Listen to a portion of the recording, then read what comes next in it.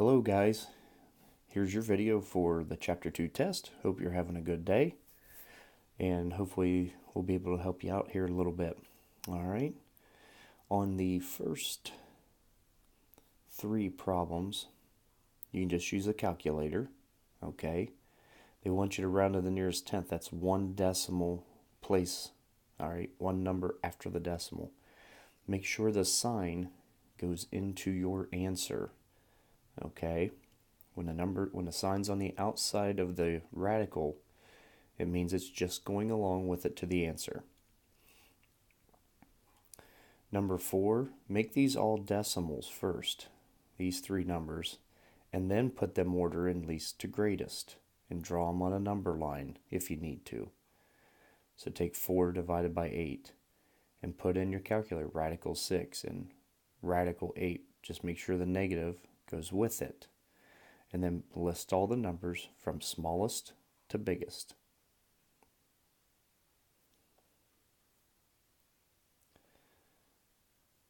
The next group, we're just going to solve these equations.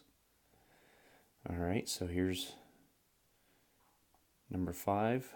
Again, I draw a line down the middle, so we want to get a by itself. So you got to get rid of this guy here. Okay.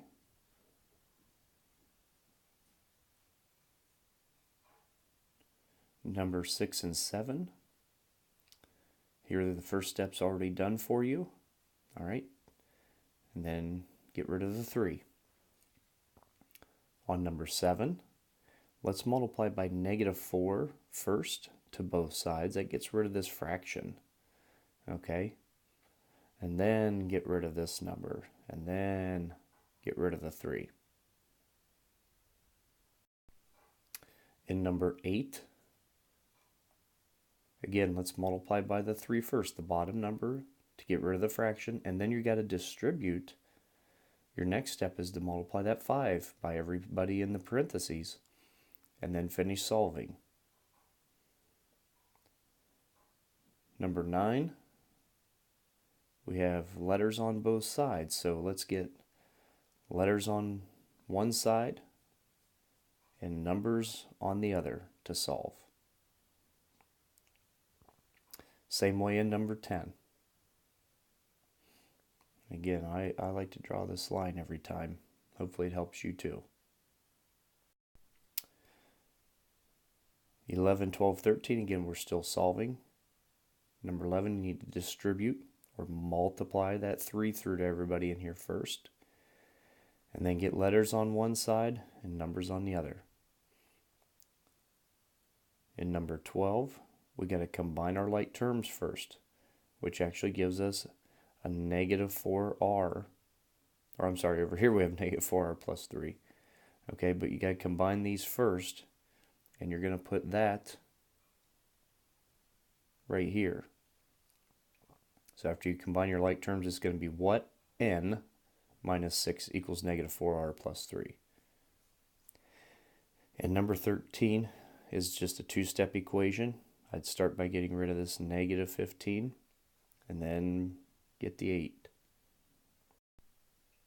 Okay, number 14 says that your summer job you earn $8 per day plus $3 for an errand that you run.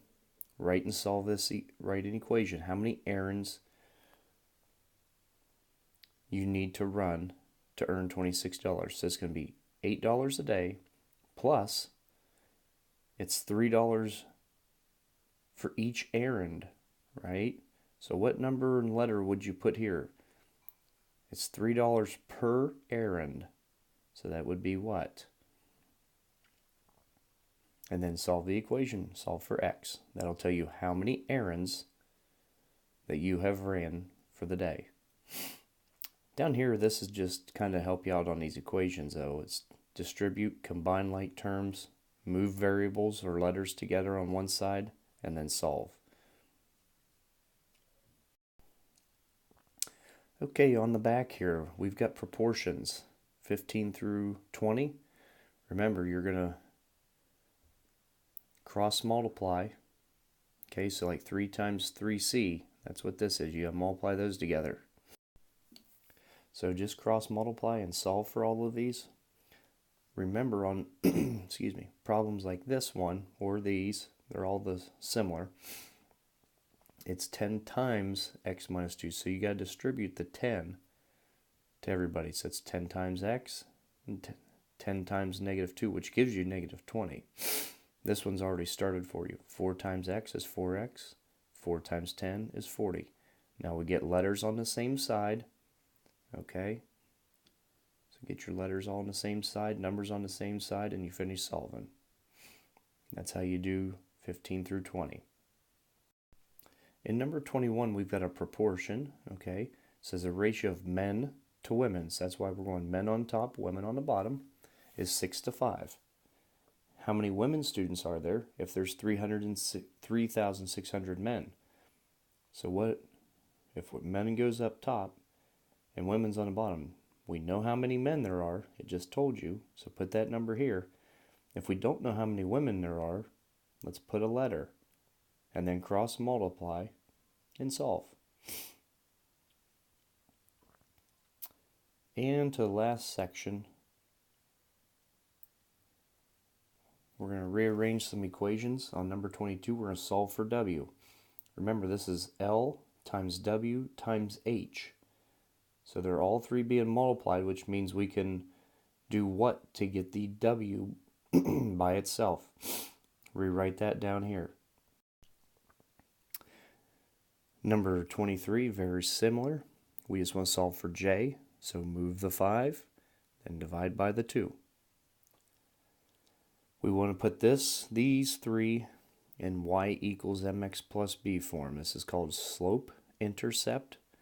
You're going to hear that a lot here coming up down the road. So let's get the y by itself. Look, the only thing with the y here is the 5. They're multiplying, so we have to divide by 5. And then write what's left out here. It's going to be something x plus or minus what? Here, to get y by itself, we first need to subtract 2x over.